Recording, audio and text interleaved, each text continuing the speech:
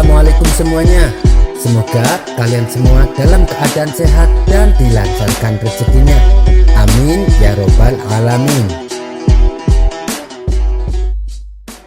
Di suatu pagi yang cerah, Abu Nawas tampak bersiap-siap untuk berangkat ke hutan.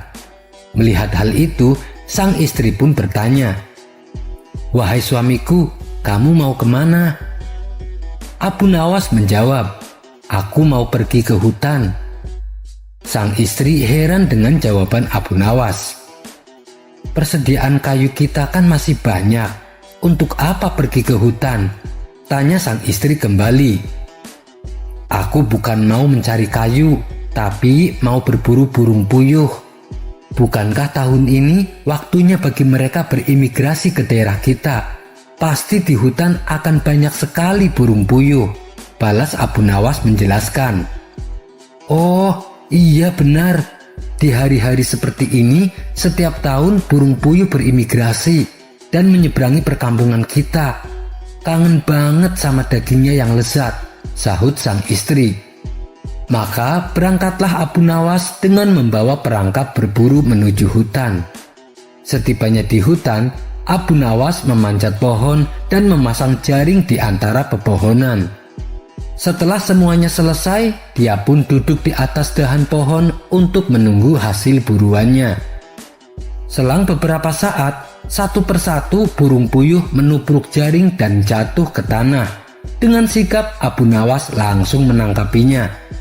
Begitulah kerjaan Abu Nawas sampai menjelang malam hari, sehingga ia memperoleh banyak sekali hasil buruan burung puyuh. Selanjutnya, Abu Nawas pulang ke rumah dengan hati penuh gembira.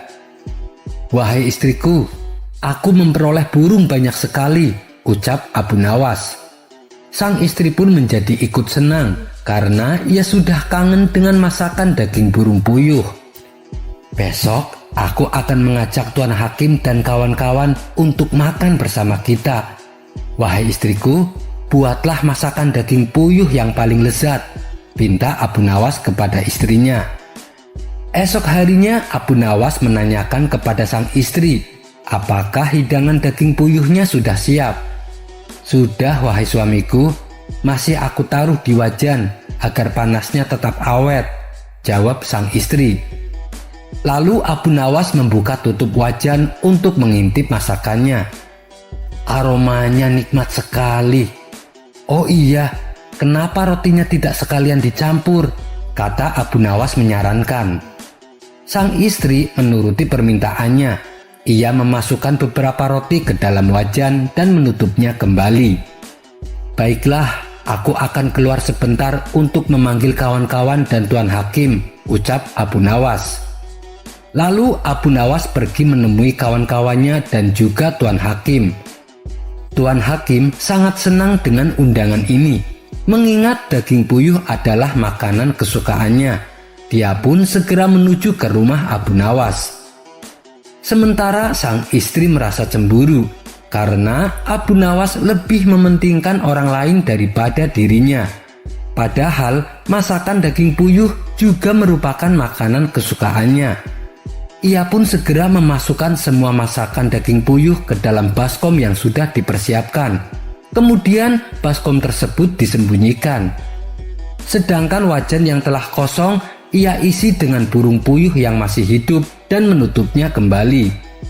Tak lama kemudian, datanglah Abu Nawas bersama Tuan Hakim dan kawan-kawannya. Semua tamu undangan dipersilahkan duduk di depan meja makan. Lantas, Abu Nawas mulai meletakkan piring kosong di depan setiap orang.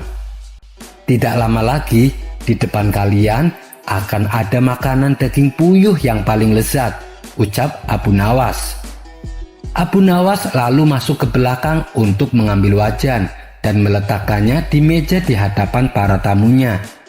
Tatkala dia mengangkat tutup wajan, burung-burung puyuh itu berterbangan keluar. Semua tamu yang diundangnya langsung kaget, apalagi Abu Nawas. Abu Nawas pun menjadi bingung dengan apa yang terjadi. "Ya Allah, sungguh aku telah memburu burung-burung puyuh itu dan memasaknya. Tapi dengan kuasamu engkau hidupkan kembali mereka. Namun, kemana perginya rotiku? Ini yang aku tanyakan, dan ini yang membuatku bingung, kata Abu Nawas dengan polosnya. Kisah selanjutnya. Dikisahkan, Abu Nawas mempunyai seekor kuda yang larinya terbilang cepat. Setiap hari ia selalu menaiki kuda tersebut dan memamerkan kepada kawan-kawannya. "Wahai Abu Nawas, boleh kami mencobanya?" pinta mereka. "Tentu saja boleh, silahkan," balas Abu Nawas. Lalu mereka pun mencobanya secara bergantian. "Wah, kuda kamu hebat sekali Abu Nawas," puji kawan-kawannya. Tapi lama-kelamaan Abu Nawas mulai bosan dan berniat menjual kudanya. Sementara Tuan Hamid berniat menikahkan anak putrinya yang sudah menginjak remaja. Tapi ia bingung pemuda mana yang pantas jadi suami anaknya. Anak putrinya lalu memberitahu bahwa ada seorang pemuda yang jatuh hati kepadanya. "Kamu sendiri bagaimana? Apakah kamu juga suka sama dia?" tanya Tuan Hamid. "Iya ayah," jawab anaknya malu-malu. Kemudian Tuan Hamid pergi ke rumah Abu Nawas untuk meminta pendapatnya. "Baiklah Tuan Hamid, besok suruh pemuda itu ke rumahku, biar aku tahu dia adalah pemuda yang baik atau bukan," tutur Abu Nawas. Selepas kepergian Tuan Hamid, datang seorang lelaki yang tak ia kenal. "Tuan Abu, aku dengar kau akan menjual kudamu. Benarkah kabar itu?" tanya lelaki tersebut. "Iya, benar. Kalau harganya cocok, maka akan aku jual," jawab Abu Nawas. "Kalau begitu, besok kawanku yang akan datang sendiri ke sini," balas si lelaki. Ia pun lantas pamit pergi meninggalkan Abu Nawas.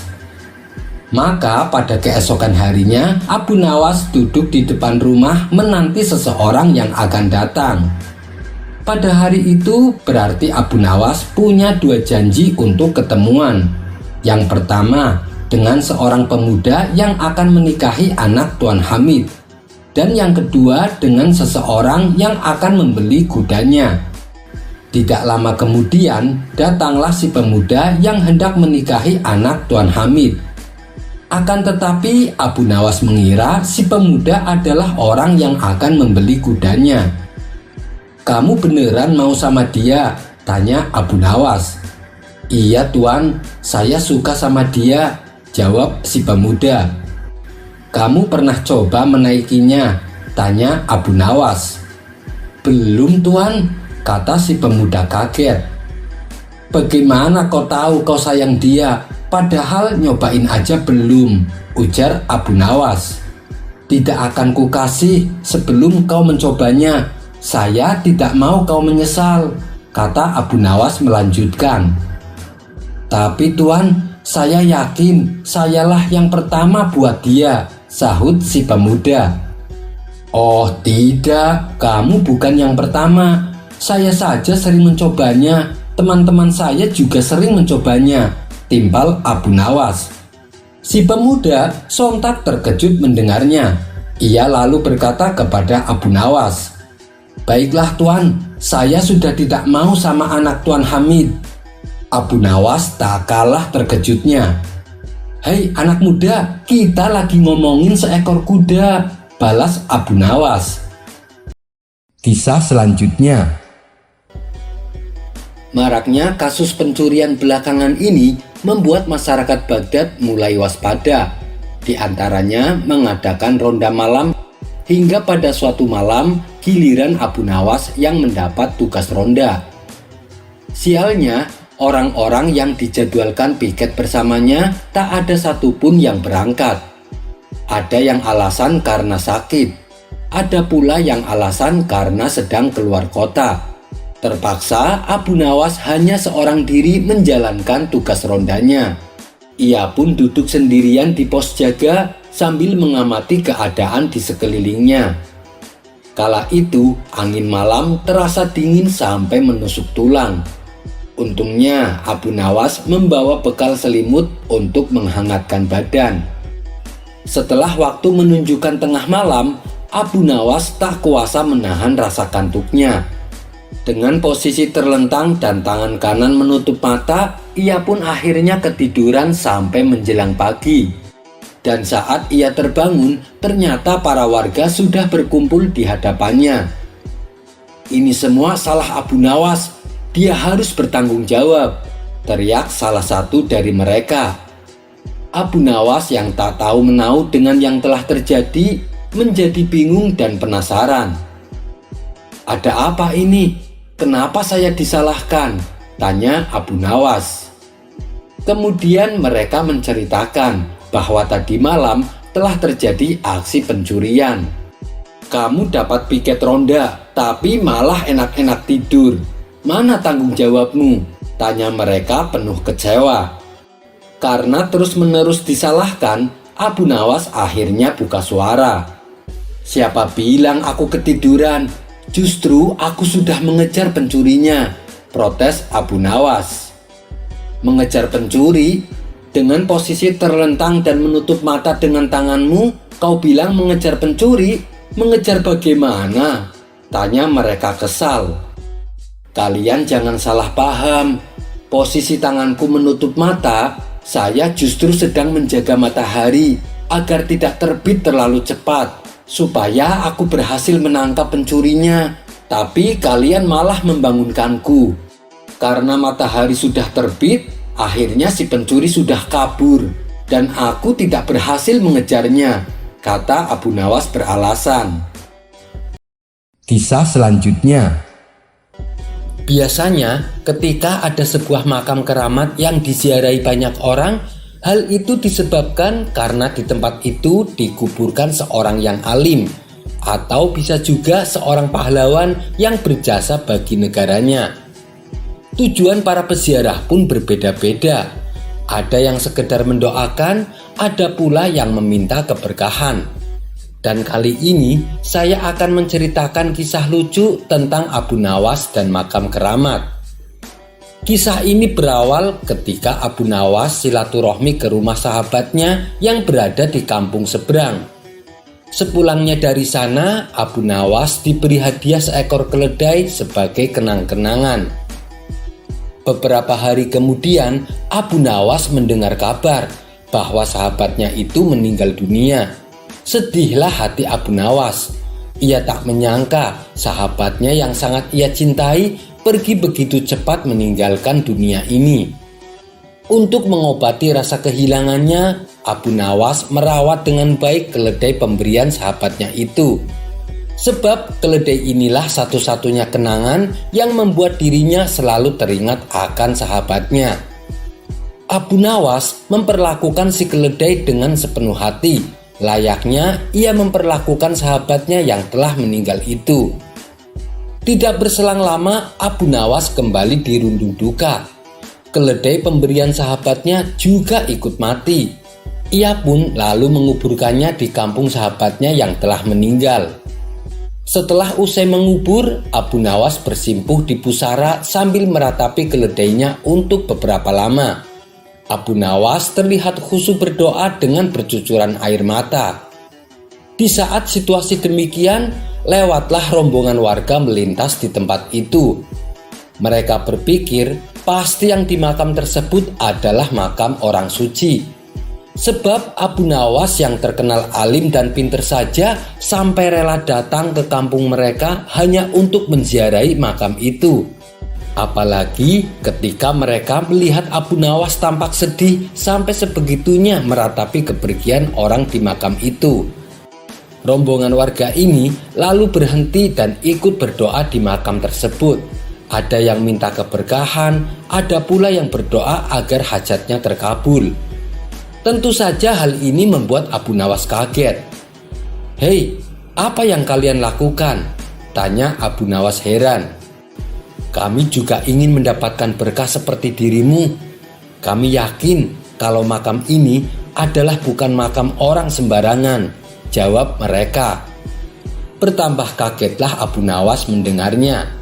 Kemudian Abu Nawas memberitahu bahwa kuburan tersebut bukanlah kuburan siapa-siapa, melainkan kuburan keledai miliknya. Tapi mereka tak mempercayainya. Mana mungkin ini makam keledai? Buktinya kamu sampai sebegitu sedihnya. Kamu pasti ingin mencari keuntungan dari makam ini hanya untuk dirimu saja, ujar mereka. Abu Nawas sudah berkali-kali meyakinkan mereka, tapi mereka tidak menghiraukannya, yang akhirnya membuat Abu Nawas kewalahan. Ia pun akhirnya menyerah dan meninggalkan kampung tersebut. Bertahun-tahun kemudian, Abu Nawas diajak kawannya jalan-jalan mengunjungi kampung tempat keledai Abu Nawas dimakamkan. Sesampainya di sana, Abu Nawas dan kawannya merasa heran. Kenapa ada banyak orang mengunjungi sebuah makam? Ratusan orang terlihat antri bergantian menziarahi makam tersebut. Abu Nawas dan kawannya pun menjadi penasaran. Mereka berdua ingin mengetahuinya. "Makam siapa yang kau kunjungi?" tanya Abu Nawas kepada seseorang yang kebetulan melintas di hadapannya. "Itu makam keramat," jawab orang itu singkat. "Ayo Abu Nawas, kita ke sana. Saya sangat penasaran," ajak kawannya. Mereka berdua lalu mendekati makam keramat yang dimaksud, yang ramai dikunjungi sampai ribuan orang. Dan ternyata makam tersebut adalah makam keledainya Abu Nawas yang telah bertahun-tahun meninggal. Melihat hal itu, spontan Abu Nawas tertawa terpingkal-pingkal. "Hei Abu Nawas, kenapa kamu tertawa? Apa ada yang lucu?" ujar kawannya heran. "Kamu tahu tidak makam siapa itu?" tanya Abu Nawas. "Memangnya kamu tahu?" kata kawannya balik bertanya. "Tentu saja saya tahu. Aku sangat mengenali makam itu," jawab Abu Nawas. Abu Nawas pun lalu menceritakan kisah tentang makam keledai pemberian sahabatnya. Mendengar cerita Abu Nawas, kawannya itu seketika ikut tertawa terpingkal-pingkal. Tingkah Abu Nawas dan kawannya ini membuat ratusan peziarah merasa terganggu dan menganggap Abu Nawas mengolok-olok makam keramat. Orang-orang lalu menegur Abu Nawas agar menjaga sikap, tapi Abu Nawas justru malah tertawa lebih kencang. Tentu saja hal ini membuat orang-orang emosi. Mereka segera menangkap Abu Nawas dan hendak memukulinya. "Tunggu dulu, kalian jangan cepat emosi. Kalian tahu tidak, makam yang kalian anggap keramat itu bukan makam orang alim, tapi makam keledaiku yang mati. Aku sengaja menguburkannya di situ. Kalau kalian tidak percaya, gali saja kuburan itu. Kalau saya berbohong, silahkan kalian boleh membunuh saya," ucap Abu Nawas. Ratusan orang yang hadir saling tatap satu sama lain. Ada yang percaya, ada pula yang tidak percaya. Akhirnya, untuk membuktikan ucapan Abu Nawas, mereka beramai-ramai menggali tanah makam tersebut. Dan ternyata memang benar, yang mereka temukan adalah tulang belulang seekor keledai. Kemudian salah seorang warga bertanya kepada Abu Nawas, "Kenapa bisa seperti ini Abu Nawas?" Abu Nawas pun lalu menjelaskan awal mulanya dan kenapa keledainya dimakamkan di kampung mereka. Itu dikarenakan keledai miliknya adalah pemberian sahabatnya yang telah meninggal, yang juga merupakan penduduk kampung ini. Sejak saat itulah akhirnya orang-orang menjadi sadar dan tidak lagi menganggap keramat makam tersebut. Kisah selanjutnya. Di sore hari yang cerah, Abu Nawas berjalan-jalan menyusuri kota Baghdad. Hingga sampailah ia di sebuah lorong yang sempit. Di situ, Abu Nawas melihat ada seorang pengemis yang sedang duduk sendirian meratapi nasibnya. Abu Nawas lalu menghampiri pengemis tersebut. "Kamu kenapa terlihat murung?" tanya Abu Nawas. "Saya dari pagi belum makan, Tuan. Saya sudah mengemis ke sana kemari, tapi tidak ada yang mau memberiku uang," jawab si pengemis sambil menangis terisak. Abu Nawas menjadi merasa iba. Ia lalu merogoh kantong bajunya dan memberikan 10 dinar. Ini ada 10 dinar untukmu supaya kamu bisa membeli makanan." Si pengemis yang tadinya murung seketika berubah menjadi ceria. "Terima kasih Tuan, semoga amal baik Tuan dibalas Allah 10 kali lipat," kata si pengemis tak henti-hentinya mengucapkan terima kasih. Abu Nawas kemudian meninggalkan si pengemis dan kembali pulang ke rumahnya. Saat menjelang malam tiba, Abu Nawas melepaskan lelahnya dengan istirahat tidur di ranjang. Di dalam tidurnya, Abu Nawas bermimpi bertemu dengan malaikat yang menyamar sebagai seorang saudagar tampan yang kaya raya. Saudagar itu sangat baik hati dan dermawan. Ia mendekati Abu Nawas yang sedang duduk sendirian. Kemudian saudagar tampan itu meletakkan kepingan uang 10 dinar di tangan Abu Nawas. Lalu meletakkan lagi kepingan 10 dinar. Dan sekeping lagi, terus demikian. Sampai ada 9 keping uang di telapak tangan Abu Nawas. Kemudian saudagar tampan itu berhenti. Abu Nawas tahu kalau saudagar tampan tersebut masih memiliki 1 keping emas di tangannya. Abu Nawas kemudian teringat doa pengemis tadi sore yang mengatakan, "Semoga Allah akan membalasmu 10 kali lipat." Merasa jumlah kepingan uang di tangannya hanya 90 dinar, ia pun menagih sisa 10 dinar yang masih berada di tangan saudagar tampan tersebut. "Tuan, berikan sisa uangnya padaku, biar jumlahnya genap menjadi 100 dinar." Akan tetapi saudagar itu tidak mau memberikannya. Abu Nawas mencoba merebut yang 10 dinar dari tangan saudagar tampan. Namun tiba-tiba Abu Nawas terbangun dari mimpinya. Ia pun langsung melihat ke telapak tangannya. Tentu saja sama sekali tidak ada uang di tangannya. Cepat-cepat Abu Nawas menutupkan matanya kembali dan berteriak, "Baiklah, yang 10 dinar tidak usah Tuan berikan, tapi tolong yang 90 dinar tadi kembalikan padaku."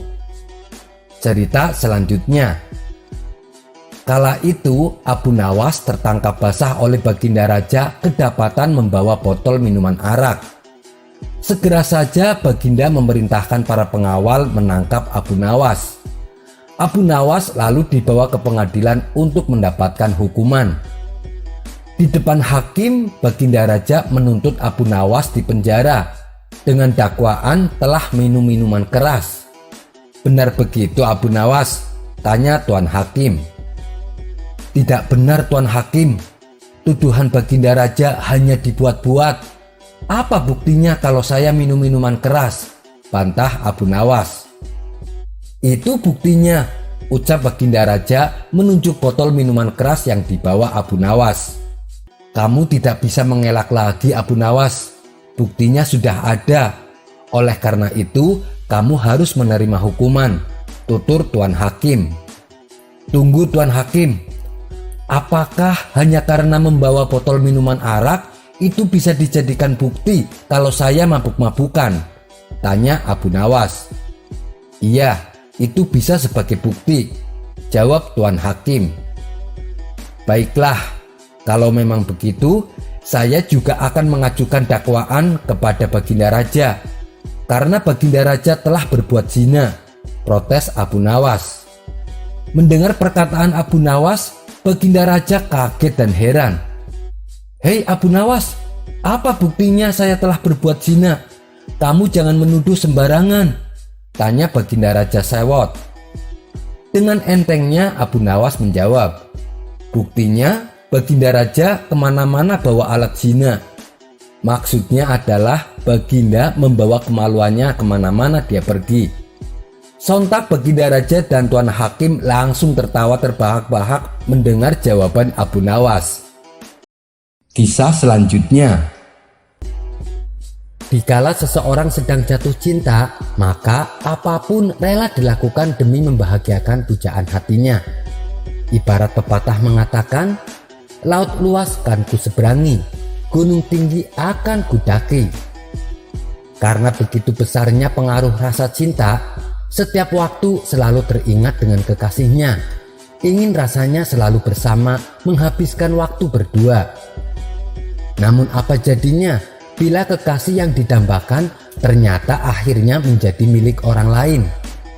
Tentunya hal ini menyesak di dada. Hatinya hancur tak terkira, menyisakan goresan luka hati yang sulit disembuhkan. Seperti yang menimpa pada pemuda ini, sebut saja namanya Hasim. Suatu hari, Hasim yang sedang patah hati berjalan lunglai di salah satu lorong perkampungan.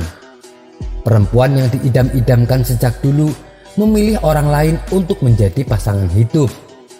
Baginya sulit melupakan sang mantan karena sudah bertahun-tahun menjalin hubungan, namun takdir berkata lain terhadap hubungan mereka.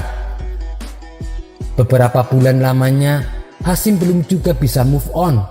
Bayangan wajah mantan kekasihnya belum juga hilang dari ingatan. Berbagai cara telah dicoba, namun ia masih belum bisa melupakan mantan kekasihnya. Semakin berusaha keras mencoba melupakan, bayangan kekasihnya justru semakin nyata. Hasim pun hanya bisa pasrah dengan keadaan ini. Tiap malam ia hanya bisa menangis, teringat akan kekasihnya yang sudah jadi milik orang lain. Suatu hari, salah seorang teman karibnya mengusulkan untuk berkonsultasi dengan Abu Nawas. Coba kamu minta saran pada Abu Nawas. Siapa tahu dia punya cara yang tepat tentang problem yang kamu hadapi saat ini. Hasim pun menuruti saran temannya itu. Ia juga meminta temannya untuk mengantarkan ke rumah Abu Nawas. Mendengar pintu rumah diketuk, Abu Nawas segera membuka pintu dan mempersilahkan keduanya masuk. Dengan menahan tangisnya, Hasim pun lalu bercerita kepada Abu Nawas tentang problem yang ia hadapi. Abu Nawas terlihat manggut-manggut mendengar keluh kesahnya. Setelah beberapa saat, suasana terasa hening. Tiba-tiba Abu Nawas menggebrak meja lalu berkata, "Kamu sedang dilanda patah hati." Tingkah Abu Nawas ini sempat membuat Hasim dan temannya kaget setengah mati. Sampai-sampai Hasim sejenak lupa dengan patah hatinya karena kaget. Lukanya memang amat dalam.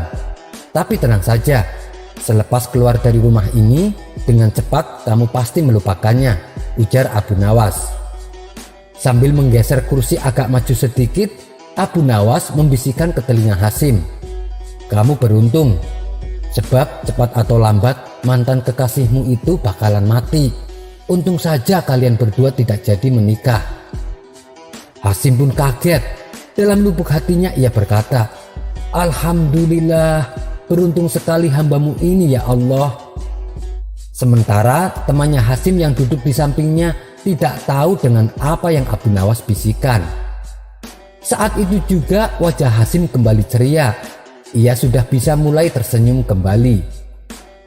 Karena merasa telah mendapat pencerahan dari Abu Nawas, Hasim dan temannya pun pamit pulang. Lalu keduanya berjalan keluar rumah. Hasim yang telah terobati patah hatinya berjalan di depan agak cepat dengan penuh bahagia. Sementara teman karibnya sengaja melambatkan langkahnya karena penasaran dengan jawaban Abu Nawas. Melihat Hasim sudah agak jauh, ia pun bertanya kepada Abu Nawas, "Apa yang Anda bisikan kepada Hasim sehingga dengan mudahnya ia bisa kembali ceria?" "Aku katakan cepat atau lambat mantan kekasihnya itu bakalan mati," jawab Abu Nawas. Dengan heran teman karibnya kembali bertanya, "Bagaimana Anda bisa tahu kalau mantan kekasihnya akan mati?" Sambil tersenyum Abu Nawas menjawab, "Bukankah cepat atau lambat manusia pasti menemui ajalnya?" Mendengar penjelasan Abu Nawas, ia pun ikut tersenyum. Lalu ia berjalan cepat menyusul Hasim yang kini sudah terlihat ceria. Kisah selanjutnya. Tersebutlah kisah seorang saudagar kaya yang hidup bergelimang harta. Apapun yang dia inginkan dengan mudah didapatkannya. Lama-kelamaan saudagar kaya tersebut mulai merasakan kejenuhan. Harta yang berlimpah tak lagi membuatnya bahagia. Meskipun senantiasa dikelilingi orang-orang, tapi ia merasakan kesepian. Akhirnya, saudagar kaya memutuskan untuk mengadakan sebuah sayembara. Barang siapa yang bisa membuatnya bahagia, akan mendapatkan separuh dari kekayaannya. Tidak butuh waktu lama, sayembara tersebut dengan cepat menyebar sampai ke pelosok negeri. Orang-orang pun berduyun-duyun mendatangi rumah saudagar kaya untuk mengikuti sayembara. Peserta pertama mengajak saudagar kaya berburu di hutan yang penuh dengan hewan buruan. Namun saat ikut berburu, si saudagar tak menemukan kebahagiaan dalam hatinya. Ia pun memutuskan untuk pulang. Peserta pertama dianggap gagal. Kemudian giliran peserta kedua. Ia mengajak saudagar kaya mengunjungi tempat-tempat yang penuh dengan wanita-wanita cantik. "Lihatlah Tuan, semua wanita di sini cantik-cantik. Silahkan Tuan pilih yang mana Tuan inginkan," kata peserta kedua. "Aku sudah berjanji pada almarhum istriku kalau aku tidak akan menikah lagi," ujar si saudagar. "Tapi bukankah Tuan ingin kebahagiaan? Sebenarnya yang bikin Tuan kesepian karena Tuan tidak punya istri," ucap peserta kedua. "Aku sudah tidak membutuhkan wanita. Kalau aku mau, sudah dari dulu aku menikah," timpal si saudagar. Peserta kedua pun dianggap gagal. Lalu datanglah peserta ketiga. Ia mengajak saudagar kaya ke sebuah tempat yang dipenuhi pemandangan indah. Di tempat tersebut juga terdapat sungai yang airnya mengalir sangat jernih dengan dipenuhi ikan-ikan yang menawan. "Mari Tuan, kita mandi di sungai ini," ajak peserta ketiga. Si saudagar pun menuruti permintaannya. Ia mandi di sungai bersama peserta ketiga. "Bagaimana Tuan? Pemandangannya indah bukan? Kita bisa menikmatinya sambil berendam di sungai ini," kata peserta ketiga. Namun reaksi yang ditampakkan saudagar kaya tak menunjukkan rasa bahagianya. Ia masih saja terlihat murung.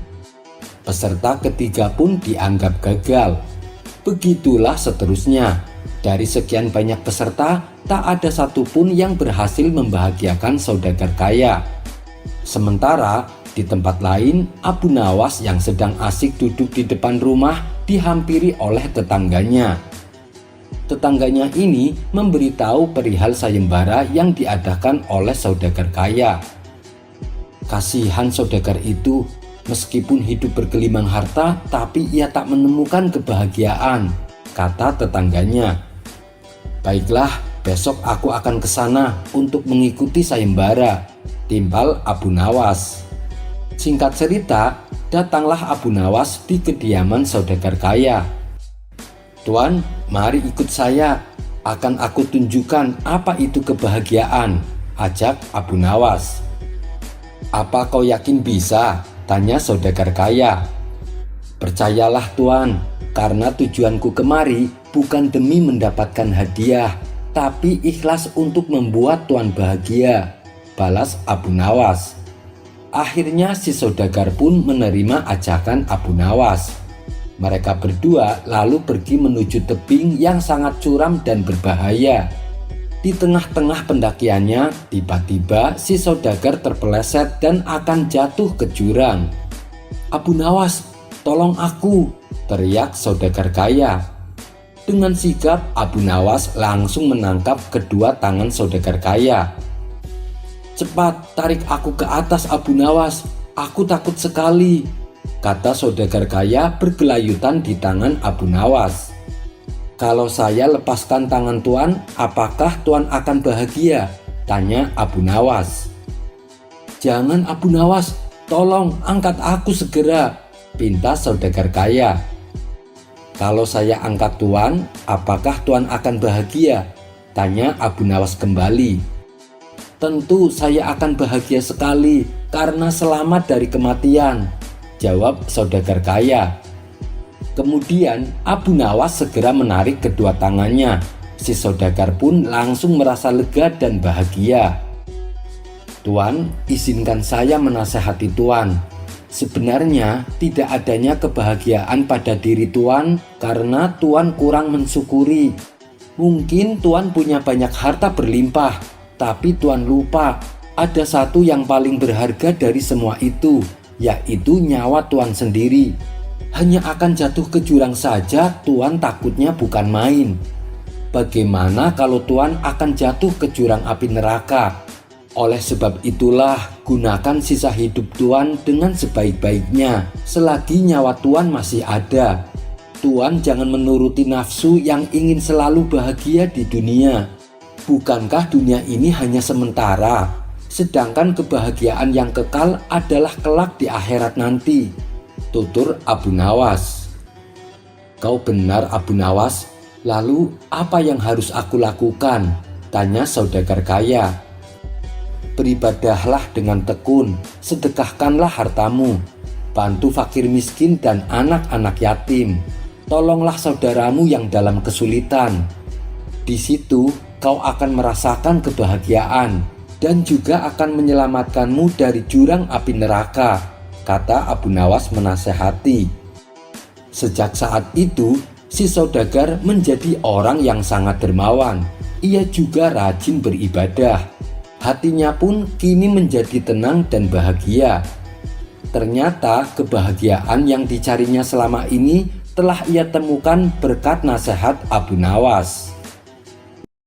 Kisah selanjutnya. Dikisahkan, kebun sayuran milik Abu Nawas mengalami gagal panen. Akibatnya ia harus menanggung kerugian yang cukup besar. Uang simpanannya juga ikut ludes untuk menutupi kerugian yang dialaminya. Untuk makan sehari-hari saja, terpaksa ia dan istri harus makan seadanya. "Hari ini kamu masak apa istriku?" tanya Abu Nawas. "Seperti kemarin, hanya nasi dan sayur singkong," jawab istrinya. Mendengar itu, Abu Nawas menghela nafasnya. "Padahal aku ingin sekali makan daging," ucap Abu Nawas. "Mau beli pakai apa? Sedangkan uang kita tinggal sedikit," timpal sang istri. "Baiklah, aku akan ke pasar sebentar. Barangkali aku bisa membeli sesuatu," balas Abu Nawas. Maka berangkatlah Abu Nawas menuju pasar. Sesampainya di sana, ia menghampiri toko penjual daging. "Berapa 1 kilonya?" tanya Abu Nawas. 1.000 dinar, jawab penjual daging. "Boleh aku beli sesuai dengan uang yang aku punya?" tanya Abu Nawas. "Memangnya kamu punya uang berapa?" kata penjual daging balik bertanya. "Aku hanya bawa 50 dinar, jawab Abu Nawas. "Kalau kamu mau 1 kilo, nanti saya kasih," balas penjual daging. "Tapi uangku cuma 50 dinar, ujar Abu Nawas. "Kita ini kan kawan Abu Nawas. Nanti kurangnya gampang, kapan-kapan saja," tutur penjual daging. "Terima kasih kawan. Saya janji nanti kalau aku punya uang, saya akan membayar kekurangannya," timpal Abu Nawas. Dengan perasaan bahagia, Abu Nawas pulang ke rumah membawa daging 1 kilo. Sang istri pun kaget bercampur senang melihat suaminya pulang membawa daging. "Kamu beli daging 1 kilo, dapat uang dari mana?" tanya sang istri. "Aku tidak membelinya, penjual daging menghutangiku," jawab Abu Nawas. Beberapa hari kemudian, Abu Nawas kembali pergi ke pasar. Ia melewati toko penjual daging. Melihat Abu Nawas lewat di depan tokonya, si penjual daging ini berteriak, "Hei Abu Nawas, kapan kau akan memberikan hakku?" "Sabar kawan, di lain waktu ya, jika Allah melapangkan rezekiku." Hari berikutnya, Abu Nawas kembali ke pasar untuk menemui kawan-kawannya. Ia sengaja menghindari rute jalan depan toko penjual daging, supaya dirinya tidak ditagih. Melihat kedatangan Abu Nawas, kawan-kawan tongkrongannya langsung menyambutnya dengan ceria. Semua orang yang ada di tempat tongkrongan merasa senang dan gembira. Mereka sudah terbiasa mendengarkan Abu Nawas mendongeng tentang pengalaman dia dan kisah jenakanya. Ketika Abu Nawas sedang asik duduk bersama kawan-kawannya, tiba-tiba penjual daging lewat dari arah depan. Dan dia pun melihat Abu Nawas, lalu memberikan sinyal seraya berkata, "Aku ingin hak aku." Abu Nawas segera berdiri dari tempat duduknya dan bergeser ke tempat lain agar terhindar dari gangguan penjual daging. Namun penjual daging juga ikut bergeser mengikuti Abu Nawas. Penjual daging mulai memberikan sinyal lagi kepada Abu Nawas sambil mengancam akan membongkar hutang dia di depan kawan-kawannya. Abu Nawas pun mulai berpikir mencari cara agar tidak ada kesempatan penjual daging mengganggunya. Akhirnya Abu Nawas memutuskan berpamitan kepada kawan-kawannya akan pulang ke rumah. Namun kawan-kawannya ini menahannya. Mereka meminta agar Abu Nawas menyelesaikan cerita jenakanya. Mau tak mau Abu Nawas menuruti kemauan kawan-kawannya itu. Tapi yang membuat Abu Nawas kesal, penjual daging selalu mengganggunya. Merasa kesal dengan tingkah laku penjual daging, Abu Nawas mulai membalasnya. Ia pun berkata, "Tidak ada daya upaya dan kekuatan kecuali dengan Allah." Kawan-kawannya merasa ada sesuatu yang tidak beres. Lalu salah seorang dari mereka bertanya, "Kenapa kau Abu Nawas? Apa yang penjual daging itu inginkan darimu?" Abu Nawas lalu berkata kepada kawan-kawannya, "Kalian akan mengetahuinya sekarang. Hei kau penjual daging, aku hutang sama kamu 950 dinar bukan?" tanya Abu Nawas. "Iya betul," jawab penjual daging. "Kalau begitu datanglah besok, aku akan memberimu 900 dinar. Dan lusa kau datang lagi, aku akan memberimu 48 dinar. Setelah itu berapa sisa hutangku?" tanya Abu Nawas. "Tinggal 2 dinar, jawab penjual daging. "Apa kau tidak malu?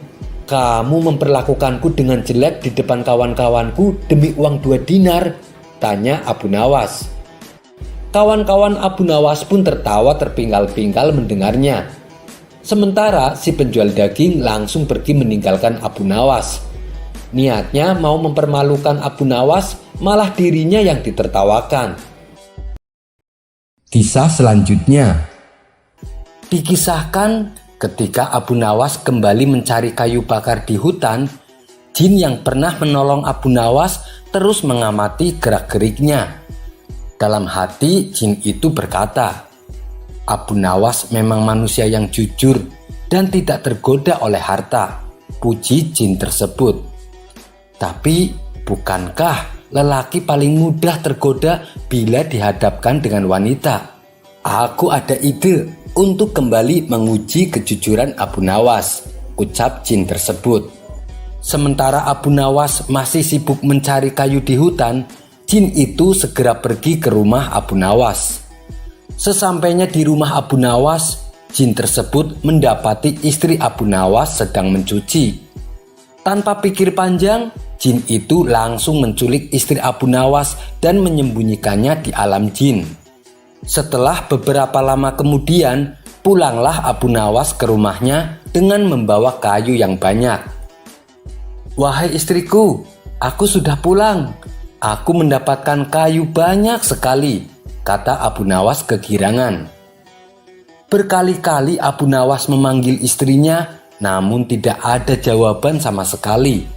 Abu Nawas pun mulai kesal. Ia lalu mencari istrinya ke belakang, tapi istrinya tidak ada. Ia hanya mendapati setumpuk cucian baju yang tidak sempat diselesaikannya. "Jangan-jangan istriku jatuh sakit," pikir Abu Nawas mulai khawatir. Ia segera bergegas menuju kamar. Akan tetapi di kamar pun istrinya tidak ada. Abu Nawas menjadi panik. Ia mencoba mencarinya ke seluruh ruangan, namun ia tak juga menemukan istrinya. Abu Nawas lalu bertanya kepada para tetangga tentang keberadaan istrinya. Akan tetapi tak ada satupun dari mereka yang tahu atau sekedar melihatnya. "Kamu di mana, wahai istriku?" ucap Abu Nawas dengan raut muka yang sedih. Di saat ia sedang termenung di depan rumahnya, datanglah jin yang menculik istri Abu Nawas dengan menyamar sebagai kakek tua. "Wahai Abu Nawas, kenapa kamu terlihat murung?" tanya kakek tua. "Istriku hilang, kek. Dan aku tidak tahu di mana, jawab Abu Nawas. Oh, begitu. Aku bisa membantumu. Aku bisa mengembalikan istrimu, kata kakek tua itu kepada Abu Nawas. Apakah kamu mau? Tanya kakek tua itu melanjutkan. Tentu saja, saya pasti mau, jawab Abu Nawas. Sejenak Abu Nawas terdiam dan teringat dengan si kakek tua. Bukankah orang ini kakek tua sakti yang tempo hari menolongku mengembalikan kapak? Hilangnya istriku pasti perbuatan kakek tua ini. Ia ingin menguji saya lagi, pikir Abu Nawas.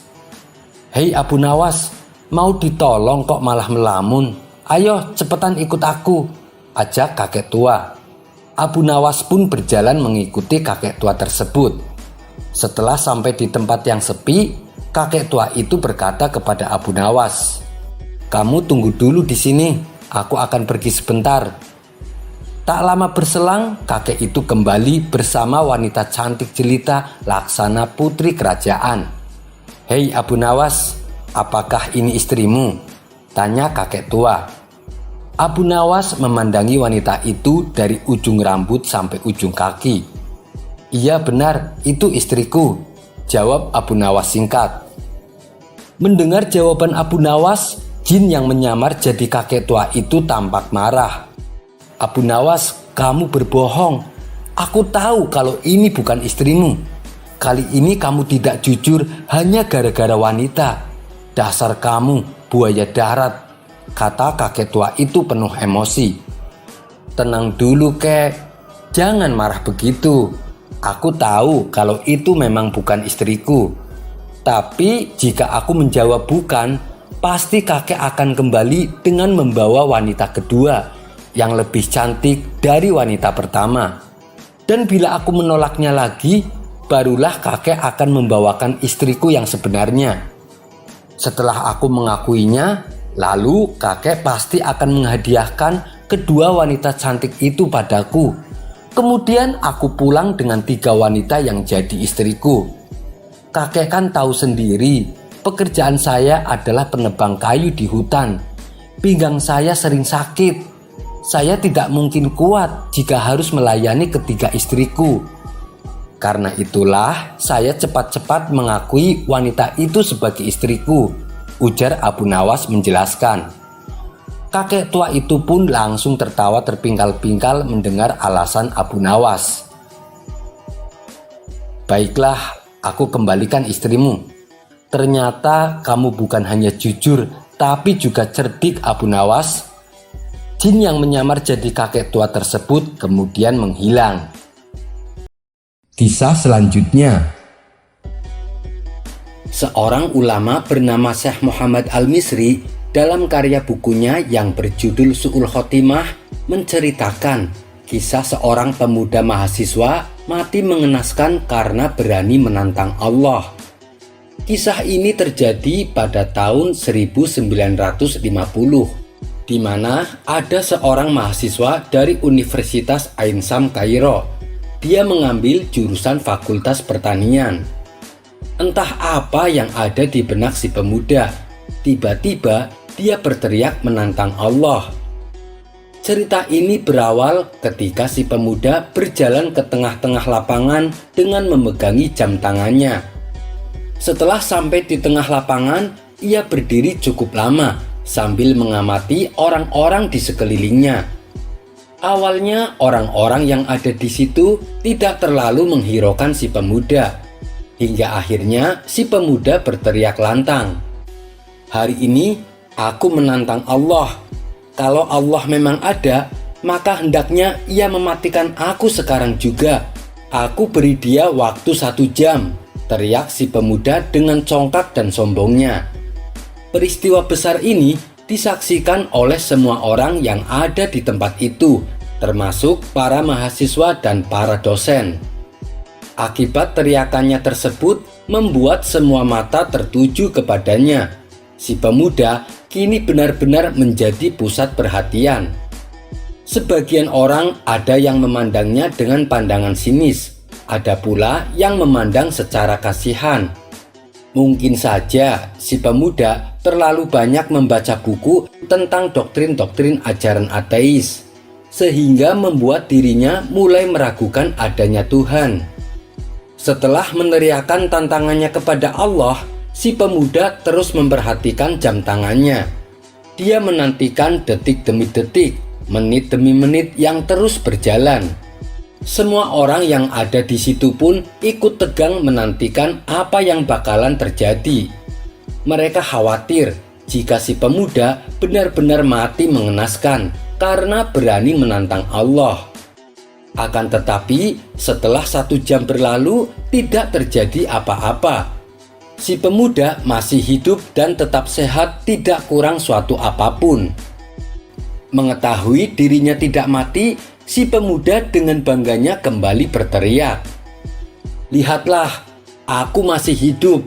Aku sudah membuktikan bahwa Allah itu tidak ada. Kalau dia ada, tentunya tidak memerlukan waktu 1 jam untuk mematikanku. Sedangkan sekarang sudah lebih dari 1 jam dan aku masih hidup. Dia tidak bisa mematikanku. Maka pada hari ini, di tempat ini, aku telah membuktikan sendiri bahwa Allah itu hanya nama yang tidak pernah ada," teriak si pemuda dengan congkaknya. Si pemuda lalu pergi meninggalkan lapangan dengan diikuti teman-temannya yang punya pemahaman yang sama seperti dirinya. Akibat perbuatan si pemuda menjadi dampak yang besar bagi kampus di mana pemuda itu mengenyam pendidikan. Ada 2 kelompok besar yang berdebat pada hari itu. Kelompok yang tetap beriman kepada Allah mengatakan kepada kelompok yang tidak percaya Allah tidak mematikan pemuda ini karena Allah masih sayang kepadanya. Allah masih memberikan waktu kepada dia untuk bertaubat. Namun pendapat tersebut dibantah oleh kelompok yang tidak percaya Allah. Mereka berkata, kalau Allah memang ada dan maha kuasa, tentu si pemuda sudah mati, tapi nyatanya dia masih hidup. Sehingga pada hari itu kampus menjadi gaduh dengan perdebatan-perdebatan tentang adanya Allah. Sementara si pemuda yang menantang Allah pulang ke rumah dengan perasaan bangga, merasa menang dan menyombongkan dirinya. Sejak saat itu, si pemuda berjanji akan menjalani hidup sesuka hatinya, karena ia menganggap Tuhan itu memang tidak ada. Setelah si pemuda tiba di rumahnya, terlihat orang tuanya tengah mempersiapkan makan siang untuknya. Kemudian pemuda ini masuk ke kamar mandi untuk membersihkan muka dan cuci tangan. Akan tetapi, setelah sekian lama, si pemuda tak kunjung keluar dari kamar mandi. Hingga 2 jam lebih orang tuanya menunggu, si pemuda masih belum juga keluar. Karena khawatir, orang tuanya pun mendobrak pintu kamar mandi. Saat pintu terbuka, mereka mendapati anaknya tergeletak di lantai dengan keadaan sudah tidak bernyawa. Karena panik, orang tuanya segera membawa anaknya ke rumah sakit untuk mengetahui apa penyebab kematiannya. Setelah sampai di rumah sakit, sang dokter segera memeriksa mayat pemuda ini dengan sangat teliti dan waktu yang lama. Akan tetapi dokter merasa heran. Pasalnya, ia tidak mendapati tanda-tanda kekerasan dan tidak menemukan penyakit apapun pada mayat si pemuda. Tapi dokter terkejut setelah mengetahui bahwa kematian si pemuda hanya karena kemasukan air di telinganya. Ini sesuatu yang sangat mustahil dan tak masuk akal. Bagaimana mungkin setetes air yang masuk ke telinga bisa mematikan si pemuda? Dan mungkin ini kasus pertama kali di muka bumi ada manusia bisa mati karena telinganya kemasukan air. Berita tentang kematian si pemuda pun menjadi gempar dan jadi perbincangan orang-orang. Sementara kepercayaan orang-orang Mesir dulu mengatakan bahwa ada satu hewan yang bisa mati manakala telinganya kemasukan air, dan hewan tersebut adalah keledai. Sedangkan keledai sendiri dianggap sebagai hewan yang paling bodoh. Dan biasanya Kalau seseorang terlalu bodoh, maka ia akan diejek dengan sebutan keledai. Dan mengenai kematian si pemuda yang telinganya kemasukan air, Allah sedang menunjukkan bahwa si pemuda adalah manusia bodoh yang tak ubahnya seperti keledai. Dan Allah mematikan dia seperti seekor keledai. Wallahu a'lam bishawab. Kisah selanjutnya. Alkisah, suatu hari Habib Idrus melakukan pengembaraan jauh bersama 30 pengikutnya. Ketika singgah di kota Kabul dan Teheran, beliau mendengar kabar mengenai seorang lelaki Yahudi yang umurnya mencapai ratusan tahun. Lelaki itu konon katanya sahabat dekat Sayyidina Ali bin Abi Thalib dan pernah mengikuti pertempuran Khaybar. Sang Habib lalu mengumpulkan informasi mengenai lelaki Yahudi tua dari masyarakat. Ternyata tokoh masyarakat itu membenarkan kabar tersebut. Dengan rasa penasaran, Habib Idrus beserta rombongan akhirnya sepakat untuk mencari lelaki Yahudi yang usianya sudah berabad-abad. Setelah memperoleh petunjuk dari seseorang bahwa terdapat satu daerah yang dihuni sekitar 100.000 orang Yahudi. Mereka adalah anak cucu lelaki Yahudi yang sudah berumur tua tersebut. Mereka senantiasa menjenguk kakek mereka yang sudah berusia sangat tua itu. Sementara si Yahudi tua hanya terbaring lemah di ranjang dan tak bisa bergerak kecuali dengan bantuan. Dengan susah payah, Habib Idrus beserta pengikutnya akhirnya sampai di daerah yang dimaksud. Beliau lalu memohon izin kepada tokoh masyarakat setempat untuk menemui lelaki Yahudi tua itu. Setelah memperoleh izin, beliau beserta rombongan dipersilahkan menemuinya. Mereka lalu duduk mengitari lelaki Yahudi tua yang tergeletak lemah di pembaringannya. Habib Idrus lantas bertanya, "Apa yang membuat Anda bisa berumur panjang hingga hidup di masa kami?" Lelaki tua Yahudi itu menjawab, "Ini adalah berkah doa daripada Sayyidina Ali bin Abi Thalib." Kemudian lelaki tua Yahudi itu bercerita, "Dulu sewaktu perang Khaybar, pucuk pedangnya Ali mengenaiku. Ini bekas luka sabetan pedangnya. Setiap tahun rasa sakitnya selalu kambuh," kata lelaki tua itu sambil menunjukkan bekas luka yang ada di punggungnya. "Waktu itu aku pun segera berteriak kepada Ali, 'Jangan bunuh aku adalah temanmu.' Sebelum itu aku dengan Ali memang berteman akrab. Kemudian Ali bin Abi Thalib berkata kepadaku, 'Kamu tidak akan mati kecuali setelah masuk Islam.' Aku pun sangat meyakini perkataannya. Oleh karena itu, aku terus memeluk agama Yahudi dan tak mau buru-buru masuk Islam lantaran aku senang hidup lebih lama. Sekarang aku ingin masuk Islam, dan apabila aku sudah jadi Muslim, aku yakin ajalku akan segera datang." Setelah bercerita panjang lebar, ia lalu mengucapkan 2 kalimat syahadat menyatakan keislamannya. Beberapa hari kemudian terdengar kabar bahwa lelaki tua Yahudi itu telah meninggal dunia. Ia meninggal diperkirakan pada usia 600 tahun. Kisah ini merupakan kisah nyata yang terjadi pada tahun 1244 Hijriah. Wallahu a'lam bishawab. Ada kisah menarik lainnya tentang Sayyidina Ali bin Abi Thalib.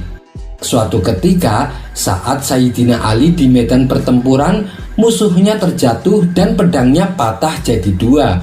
Sementara Sayyidina Ali sudah berdiri di atas musuhnya itu. Sambil meletakkan pedangnya ke arah dada musuh, Sayyidina Ali berkata kepadanya, "Jika pedangmu berada di tanganmu, maka aku akan lanjutkan pertempuran ini.